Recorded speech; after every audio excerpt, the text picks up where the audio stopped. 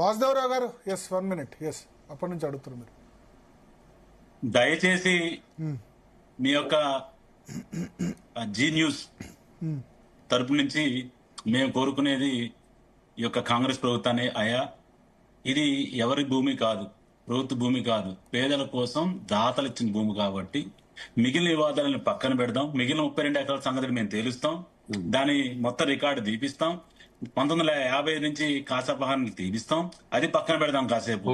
కానీ ఇప్పుడు ఏదైతే ఉందో 31.07 ఎకరాలు మీరే చెప్తున్నారు కదా, భూదాన్ భూమి అంటే మీది కాదు, మీ అయ్యేది కాదు, మా అయ్యేది కాదు, అది కల్వర్ రాజారావు ఇచ్చింది కాబట్టి వాళ్ళు వేసుకున్న 100 గజాలు. ఆ 100 గజాలు ఎవరైతే మీరు ఆల్రెడీ పంచనామా చేసిన వాళ్ళని ఇల్లు కూల్చారు, ముందు ఆ ఇళ్లలో ఇందిరం ఇల్లు కట్టండి. ఎవరైతే మీరు నిజంగా అర్హులు కానంలో అవసరం లేదు, మీరు దాని ప్రకారం చేసుకోండి. దాని 10% 20% ఈ మధ్య కాలంలో చేతులు మారిన చాలా మంది మాకు కూడా తెలుసు. అంటే మరి ఈ ప్రభుత్వం గత 2 సంవత్సరాల నుంచి కూడా అమ్మకాలు కొనుక్కొని బ్రహ్మాండం జరుగుతున్నారు. 2 లక్షలు 3 లక్షలు పెట్టి కొనుక్కుంటున్నారు. 7 సంవత్సరాలు జరుగుతుంది. 7 సంవత్సరాలు అంటే ఈ మధ్య కొద్ది రేట్లు పెరిగింది. అప్పుడేమో 50,000 లక్షలు ఉండి ఇప్పుడు 2-3 లక్షలు కాంగ్రెస్ వచ్చిన తర్వాత 2 లక్షలు 3 లక్షలకి కూడా కొనుక్కున్నా అని చెప్పి పత్రాలు చూపిస్తున్నారు. కాబట్టి దయచేసి నేనేమంటున్నామంటే అది పేదోళ్ల పేదోళ్ల కోసం ఇచ్చిందే కాబట్టి అది తుమ్మల నాగేశ్వరరావు ఆస్తి కాదు, పొంగిరెడ్డి శ్రీనివాసరెడ్డి గారి ఆస్తి, బట్టి విక్రమార్క ఆస్తి కాదు, ప్రభుత్వ ఆస్తి కూడా కాదు, దాతలది, ప్రభుత్వం కూడా కాదు, దాతలది. దయచేసి వాళ్ళలో అర్హులైన వాళ్ళందరికీ అక్కడే మీరు చెప్పి ఇందిరం మిల్లులో మీకు చేత కాకపోతే మేము ఖచ్చితంగా పిఎం ఆవాస్ మేమే కట్టించిస్తాము. మీరు మాకు ఇగో ఇంతమంది లబ్ధిదారులు అర్హులు ఉన్నారు, 600 మంది, 800 మంది కాదు, 200 ఫేక్ ఉన్నారు, మీరు ఇవ్వండి, కట్టించే బాధ్యత భారతీయ జనతా పార్టీ తీసుకుంటుంది. సవివరంగా చెప్తున్నాను. కేంద్ర ప్రభుత్వం అయినా రాష్ట్ర ప్రభుత్వం అయినా ప్రజలది, అది మీ ప్రభుత్వం కాదు, నా ప్రభుత్వం కాదు, ప్రజలది కదా. అది కట్టిస్తా ఉంటారు, ఇల్లు కట్టిస్తా ఉంటారు. మేము మా బీజేపీ కేంద్ర ప్రభుత్వం రాష్ట్ర ప్రభుత్వం నష్టం జరిగిన వాళ్ళు ఎవరైనా ఉంటే ఖచ్చితంగా గుర్తించి వాళ్ళకు డబుల్ బెడ్రూమ్ ఇల్లే కాదు, ఇందిరమ్మ ఇళ్లకు సంబంధించిన పరిహారం విషయంలో కావచ్చు. మొన్న అక్కడ రోడ్డు పోయినప్పుడు కూడా అక్కడ ఇంకా 12% సంబంధించినటువంటి ఏదైతే పరిహారం పెంచమని చెప్పేసి ఆల్రెడీ ప్రభుత్వం కోరింది. అదే కాకుండా ఇక్కడ నిజమైన లబ్ధిదారులు కావచ్చు, నిజంగానే ప్లాట్ కోల్పోయిన వాళ్ళు కావచ్చు, నిజంగానే పేదవాళ్ళు ఉంటే ఖచ్చితంగా ప్రభుత్వం ఇందిరమ్మ ఇల్లుతో పాటు పరిహారం ఇచ్చే ప్రయత్నం కూడా ముందుకు పోతామని చెప్పి కలెక్టర్ గారు ప్రకటించారు. ఈ అంశాన్ని ప్రభుత్వం చాలా సీరియస్ గా తీసుకుంది కాబట్టి ఖమ్మం అంశం విషయంలో ఖచ్చితంగా భవిష్యత్తులో ఇట్లాంటి సంఘటనలు జరగకుండా ముందు ఇల్లు కట్టించి వాళ్ళను పునరావాసం ఇచ్చి ఖాళీ రాదు అయిపోతుండే కదా. అయితే ఇప్పుడు ఉన్న సమస్య చిన్న సమస్య భారతీయ జనతా పార్టీ అయితే చెప్తాం. ఇప్పుడు మీరు ఇచ్చే పరిహారం 77,000 రూపాయలు సార్. మేము బడ్జెట్ లో మళ్ళీ ఎన్ని ఇచ్చిరో చూసుకోండి. మేము 14 లక్షల ఇల్లు కావాలని అడిగితే మీరు 4 లక్షలకి ఇస్తారని చెప్పారు. ఇక భారతీయ జనతా పార్టీ మొత్తం డెవలప్మెంట్ ఇల్లు కట్టిస్తారు. 77,000తో అవుతుందా సార్? 5 లక్షలు ఎస్సీ ఎస్టీలకు 6 లక్షలు, బీసీ ఓసీలకు 5 లక్షలు. 5 లక్షలు మీరు ఇచ్చే 77,000 రూపాయలు అంటే దాంతో మొత్తం ఇల్లు పూర్తయితే భారతీయ జనతా పార్టీ మాట్లాడితే ఏమేమి సమాధానం చెప్పాలా? మేము 14 లక్షల ఇల్లు కట్టిస్తామయ్యా, మీరు ఇవన్నీ చెప్తే కేంద్ర పరిషత్లో మీరు 4 లక్షల ఇల్లు మాత్రమే అనుమతించారు. కాబట్టి భారతీయ జనతా పార్టీ ఏంటంటే ఏం చేయకుండా తెలంగాణకి ఎలాంటి నిధులు తీసుకురాకుండా అనవసరంగా ప్రయత్నం వారు చేస్తాం. అజయ్ కుమార్ గారు ల్యాండ్ 27 ఎకరాల 11 గుంటలు టీఆర్ఎస్ ప్రభుత్వం రెగ్యులరైజ్ చేసి జీవో నెంబర్ పొంగిలేటి శ్రీనివాసరెడ్డి గారు కూడా రెగ్యులర్ చేస్తున్నారు.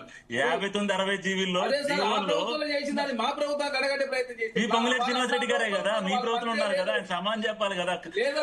అది కాదన్న కండవ మాత్రాన నీతులు మారితే అరే ఆయనదే ఇప్పుడు ఎస్ఆర్ గార్డెన్స్ కూడా ఆయన చేయించుకున్నారు. మరి అదే దాని ఇప్పుడు ప్రాబ్లం అంతా ఏంటంటే అన్న విషయం ఏంటంటే వాళ్ళకి ఎదురుగా పేదలు ఉండదు, ఎదురు కనబడుతుంది, ఇక్కడ నుంచి చూస్తే ఆ భూములు కనబడుతుంది. వాళ్ళకి కూడా జీవో రెగ్యులర్ ఇచ్చి 5,000 10,000 తీసుకుంటే వీళ్ళకి ఏ రేటు తీసుకున్నారు అదే రేటు తీసుకోమనండి. పొంగిలేటి శ్రీనివాసరెడ్డి గారి పొంగిలేటి శ్రీనివాసరెడ్డి గారు ఏ రేటు ఛార్జ్ చేశారో అదే రేటు మీరు ఈ పేదలు కూడా ఛార్జ్ చేయండి, సంతోషంగా డబ్బులు. అదే రేటు పొంగులేటి శ్రీనివాసరెడ్డి గారికి పువ్వాడ అజయ్ కుమార్ గారు ఏ రేటు ఛార్జ్ చేసిందో ప్రభుత్వం అదే రేటు ఛార్జ్ చేయమనండి. పేదల కట్టలు మేము కడతామని చెప్తున్నాను, మేము కట్టించే రెగ్యులర్ చేయిస్తామని చెప్పారు. కావాలంటే అది ఏ రేట్లకి ఇచ్చారు నవ్వుతారు, ఏ రేట్లకి ఇచ్చారు, ఏ రేట్లు రెగ్యులరైజ్ చేయించారు చూస్తే మీరు శ్రీనివాసరెడ్డి గారు ఏ రేట్కి రెగ్యులరైజ్ చేయించారో తెలిస్తే.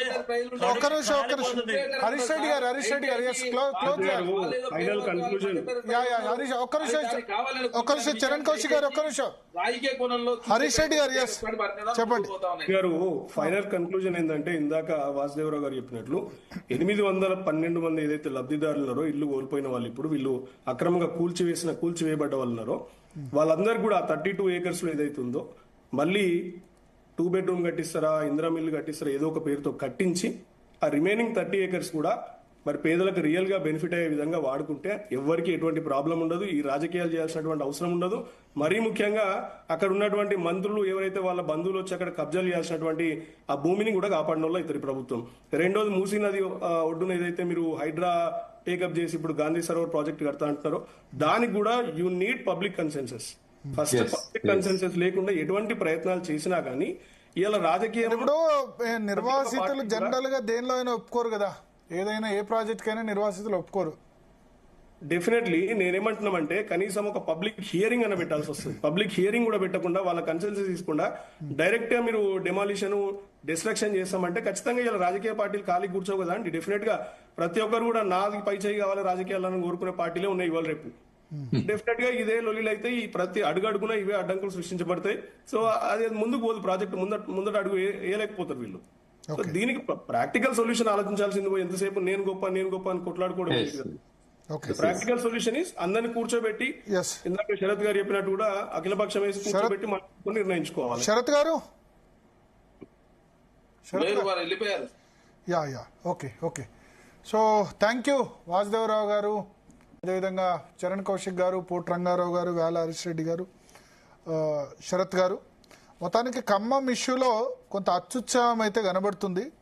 బట్ రిమైనింగ్ 32 acres ఏదైతే ఉందో అది సిస్టమాటిక్గా కాకుండా ఎవరంటే వాళ్ళు కబ్జా చేసుకొని మేము 500 మందికి ఇస్తాం, లేకపోతే మనిషికి 1,00,000 వసూలు చేయడం అది కూడా కరెక్ట్ కాదు.